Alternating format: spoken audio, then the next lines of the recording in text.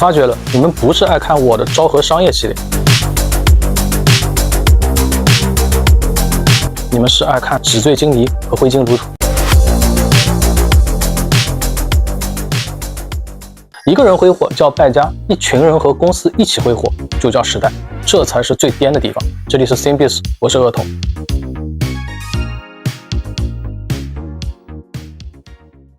1988年，银座4丁目的1平米土地价值等同于一辆顶级劳斯莱斯。在这里，俱乐部一晚上的消费可能是一个普通上班族10年的薪水。据说当年有些大手企业还给高层配了无限额信用卡，只要在银座交际，全额报销。既然这样，那如果给你1亿日元，回到1988年的日本银座，你第一件事会去买什么样的东西？你是去高级俱乐部，还是买车，还是买楼，还是买科技产品？电影《妖猫传》里，唐玄宗问阿部宽所饰演的日本遣唐使：阿部，你知道什么是极乐之乐吗？到了昭和末期，阿部的后人们终于体会到了极乐之乐。在那时候的银座，钞票不是货币，是通往极乐世界的门票。因为人们相信明天会更有钱，那就把今天当成最后一天来挥霍。所以今天我们这期继续昭和癫狂，来帮大家盘点一下银座昭和精英们是怎么花钱来买欲望。1988年的东京，最贵的东西不是丰田世纪，不是钻石，是银座脚下那一丢丢的土地面积。那一年银座1平米价值3200万。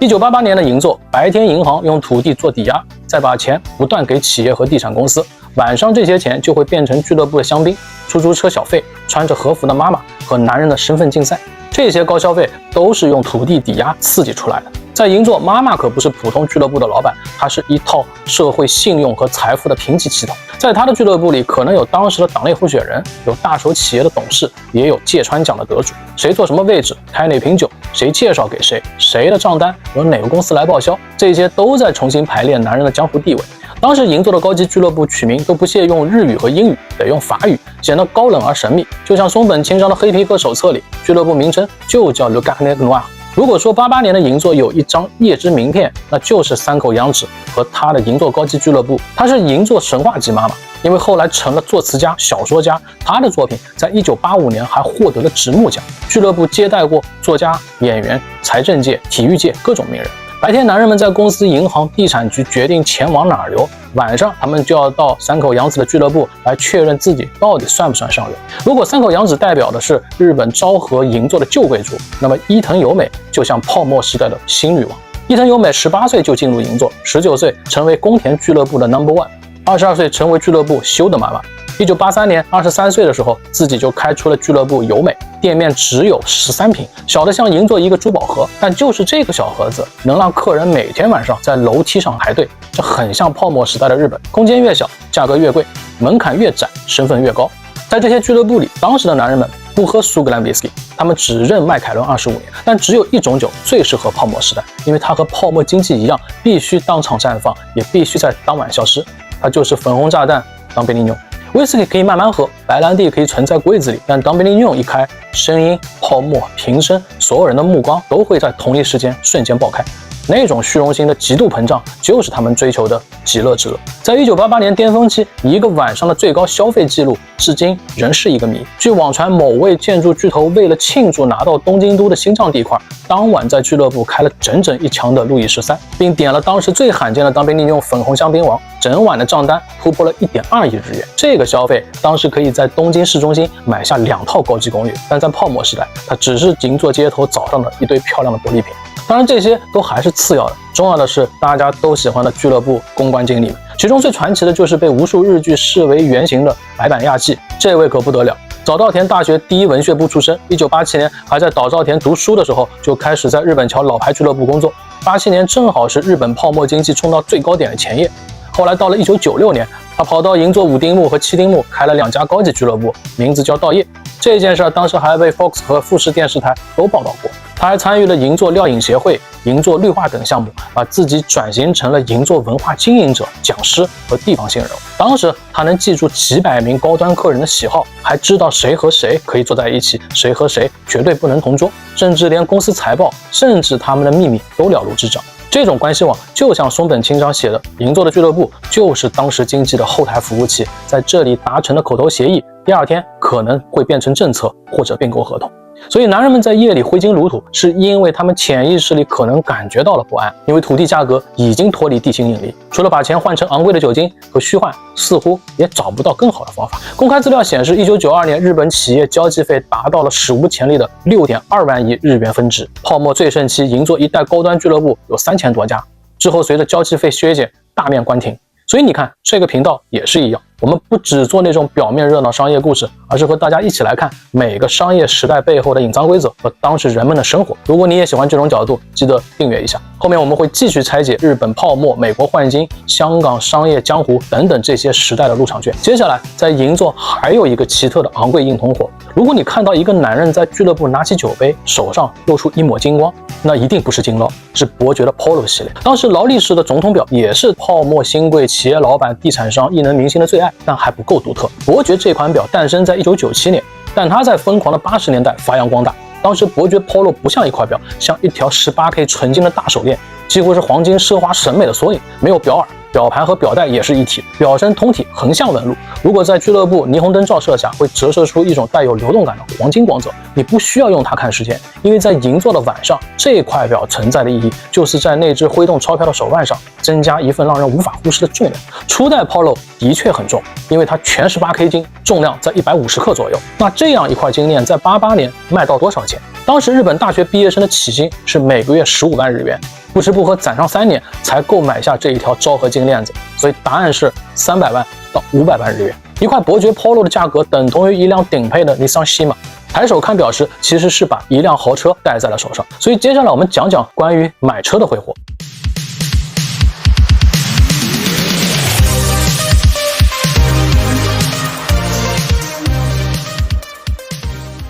从俱乐部出来要拦车回家，那大家都知道那个万元小费拦计程车的传说，其实是当时银座到六本木短途计程车很难拦，很多司机会直接忽略掉短途乘客，所以才出现了有人挥着一沓1万日元让车停下的场面。关于车，那个年代出现了一个词叫六本木卡罗拉，这不是说卡罗拉好，是讽刺当时宝马3系在六本木出镜率太高，就像买菜车一样泛滥。当时的泡沫新贵追求的是性能过剩，所以1988年日本车市爆发了著名的西马现象，尼桑推出了第一代西马，售价高达500万日元，这在当时的确属于天价，因为当时老钱的丰田世纪也就这个价，500到650之间，但西马一年就卖到了3.6万辆，这个车突然就变成了全民向上的欲望符号。这个车有个特点，就是踩下油门的时候，车尾因为强动力会微微下沉，所以西马这种独特的翘头推背感，让当时地产新贵、医生、律师、金融人士几乎人手一辆。但更有钱的玩家还会去玩一种叫 High Social Car 的系列，它是给那些泡沫时代的年轻精英、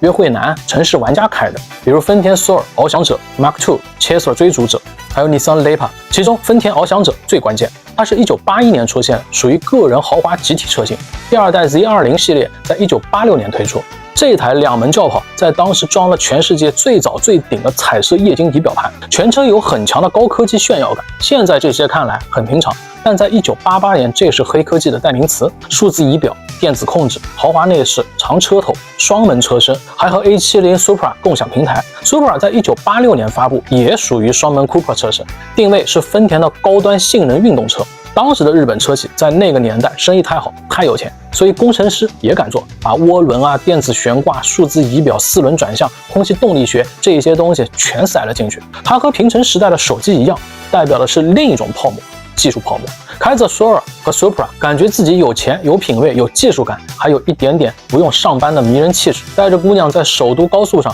听着流行的 City Pop 卡带，那一刻他们觉得自己正开在时代的浪尖上。泡沫时代的车不只是贵，关键是要让你感觉自己已经站在了未来的门口。但和这些新贵不同，传统企业的昭和精英标配是奔驰 S、W126 时代的560 SEL， 但这么好的车在银座被称为小弟车，因为它是给公司高层或者大佬开道的。真正的老钱和权力人物不开最亮眼的车，他们要的是黑色车身、白手套司机、后排窗帘，安静的像个会议室，坐在后排的人才是真正的主角。比如丰田世纪，不是普通豪华车，是日本企业会长、政界人物、老派的财界人物最喜欢的移动会客室。这辆车只要停在银座某个大厦门口，旁边站一司机，财阀的气场就全出来了。丰田世纪在1967年就开始生产，长期作为丰田在日本市场的高端旗舰车型。还有日产总统，名字也很直白，总统、社长、会长、董事长，它和世纪一样，都是那种车主不用碰方向盘的车，你开它反而不够高级，你坐后排才叫身份。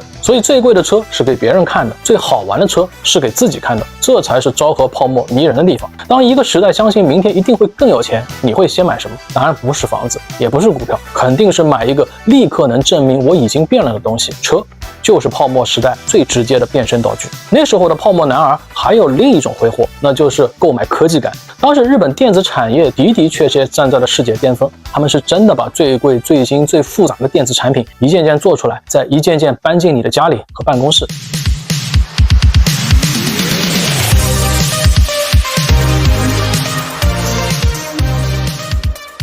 1980年代，车载电话和肩背式电话成了精英身份的标记。我在前一期的昭和系列有详细介绍，有兴趣的朋友可以去翻看一下。到了87年，全日本最渴望的单品上市了，第一款真正意义上的手持式手机，重1公斤的 NTT TZ802，由日本电器 NEC 制造，连续通话可以保持60分钟，待机6小时。当时的保证金要20万日元到30万日元，签约路网费用要7万日元，月租费3万日元，通话费每分钟100日元。但当时的固定电话费每分钟才10日元，你想要有一台手机就要支出30万到40万日元，你就算放到现在也比苹果还要贵，所以买的人也不会拿它去包电话粥，一通电话必须短准狠。我到了，车准备好，人带过来，合同明早再谈。但还是没想到销售情况供不应求，一堆人在 NTT 门口排队交钱，就是为了能早一周能拿到那个黑盒子。到了1988年底，全日本移动电话签约数突破了20万，虽然人口普及率只有0.2%，现在看来是很少，但在当时已经属于爆炸式增长。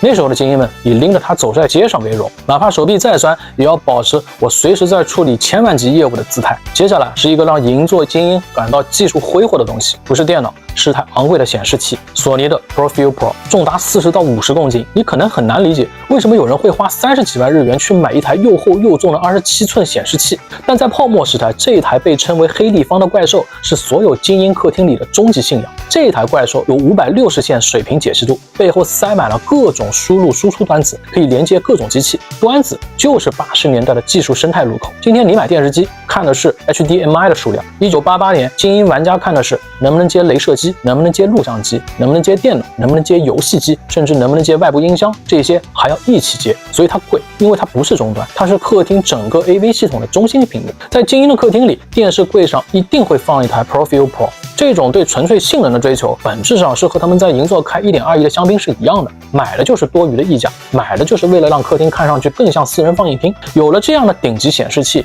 你还得有配得上它的媒介。客厅的王座 Laserdisc 雷射影碟机，先锋在1980年早期大力推动雷射影碟机，推出了家用 LD 播放器。到了1988年，雷射影碟机处于疯狂的黄金期 ，CLD 770、CLD 970这些 LD 和 CD 都能兼容的播放器，当时标价已经到了几十万日元级别。但重点不是价格，重点是气质。一张 LD 影碟大得像黑胶唱片，金灿灿的反着光。当时的日本家庭，与其说拿这个看电影，不如说在展示一种未来数字化的优越感。很多年轻人可能都没见过什么雷射影碟机，一张巨大的 CD， 你拿在手里就像在操作某种外太空的设备。雷射影碟机是给懂电影、懂画质、懂高级生活的昭和精英准备的。那个时代，一个理想的夜晚是什么？不光是在银座可以开香槟，还可以凌晨回到赤坂的高级公寓，打开 LD 播放器，把好莱坞电影、音乐现场都投到大屏幕上。昭和末期银座最迷幻的地方，不是精英们突然有钱了，是整个社会都相信今天买不起没有关系，因为明天地价还会涨，今天花掉也没有关系，明天银行还会借。他们不是不知道贵，他们就是因为知道贵才要买。因为在那个时代，一个东西越不必要，越能证明你有资格浪费，这才是昭和末期最颠的地方。可问题是，泡沫不会提醒你它是泡沫。1988年，银座香槟太甜，车门太重，妈妈上的笑容太专业 ，Profile 的画面也太清晰 ，LED 反射的光太像未来了。但没想到，那是一个时代最后的高光。他们走进了极乐之乐。等那场极乐之梦醒来的时候，账单一定会有人来付。只是当年银座的那些人并不知道，他们只知道今晚的香槟已经开了，那就先这层梦死吧。所以没有人愿意醒。那如果是你，你愿意吗？如果今天真的给你1亿日元，回到1988年的银座，你会不会像他们一样去买楼、去买股票、去买车、去开一整墙的香槟？我是乐彤，如果你喜欢这期内容，记得点赞、订阅、打开小铃铛。